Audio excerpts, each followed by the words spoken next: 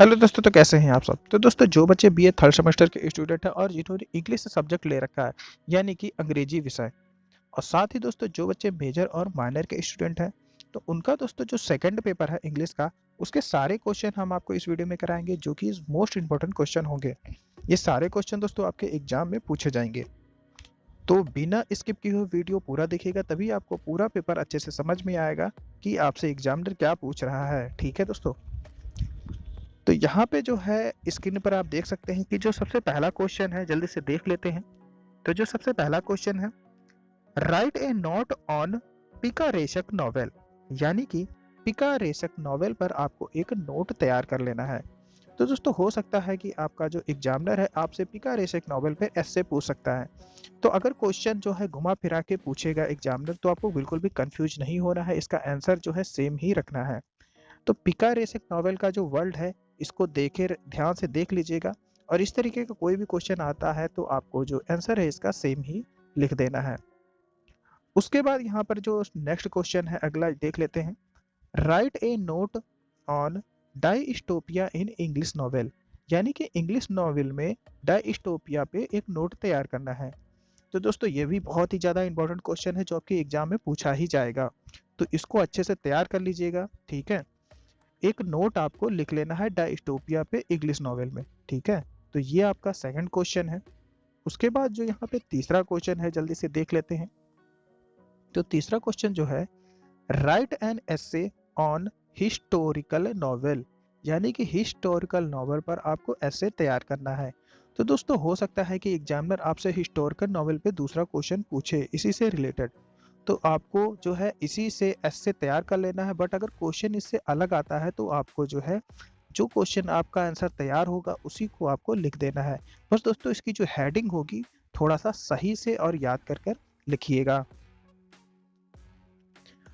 ठीक है दोस्तों, तो ये जो है right an essay on historical novel, तो दोस्तों ये काफी ज्यादा इंपॉर्टेंट क्वेश्चन है, इसको आप तैयार जरूर कर लीजिएगा। उसके बाद जो अगला क्वेश्चन है, what do you know about Gothic novel.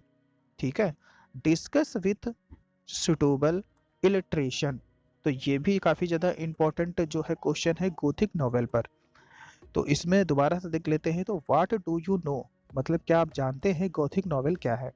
एक तो ये हो गया, और इस पे डिस्कस करना है। तो what do you know about Gothic novel, discuss with suitable illustration. ठीक है, तो ये एक काफी ज्यादा इंपॉर्टेंट क्वेश्चन है, इसको आप जरूर से तैयार जरूर कर लीजिएगा, क्योंकि ये आपसे हर हाल में आपसे एग्जामिनर पूछेगा। उसके बाद जो है नेक्स्ट क्वेश्चन जल्दी से देख लेते हैं। तो इसमें जो अगला क्वेश्चन दिया है कि व्हाट इज जंक फिक्शन, मतलब कि जंक फिक्शन क्या है। तो इसके बारे में भी आप पढ़ लीजिएगा, ये भी काफी ज्यादा इंपॉर्टेंट क्वेश्चन है। डिस्कस इन ब्राइफ, मतलब ये पूरा एक क्वेश्चन है। हो सकता है कि एग्जामिनर आपसे सिर्फ जंक्शन पूछे, जंक फिक्शन, और हो सकता है कि आपसे जंक फिक्शन ना पूछकर आपसे डिस्कस इन ब्राइफ ही पूछ ले।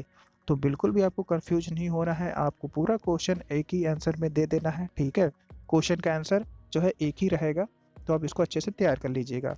व्हाट इज जंक फिक्शन और डिस्कस इन ब्राइफ।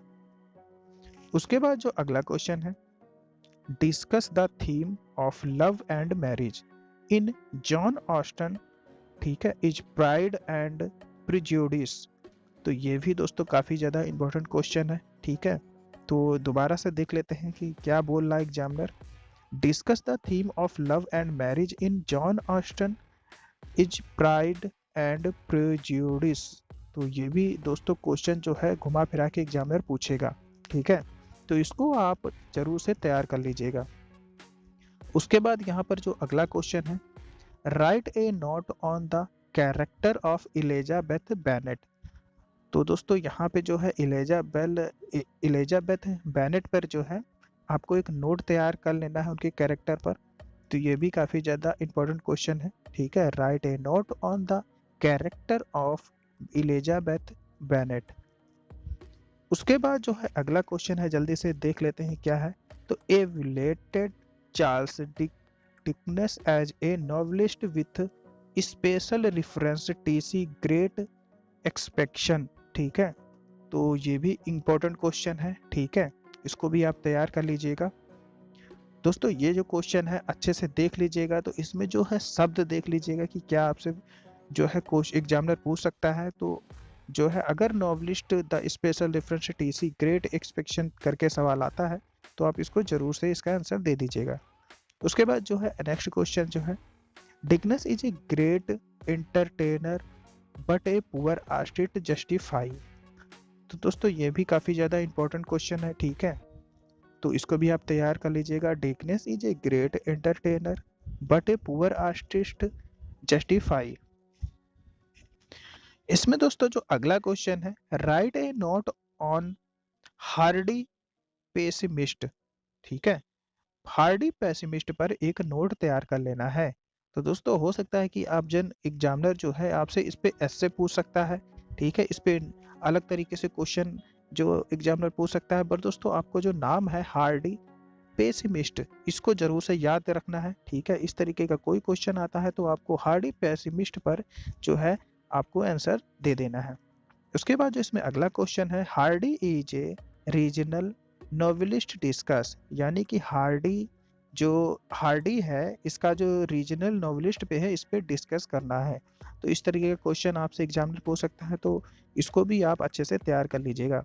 दोस्तों ये जो सारे क्वेश्चन है, अगर आप इनमें से सिर्फ 6 से 7 क्वेश्चन आप अगर तैयार कर लेते हैं शुरुआत के, ठीक है, तो ये मान के चलिए कि आपके पूरे 75 में से 60 से 65 नंबर कहीं नहीं गए हैं आपसे, एग्जामिनर आपको पूरे के पूरे नंबर दे देगा।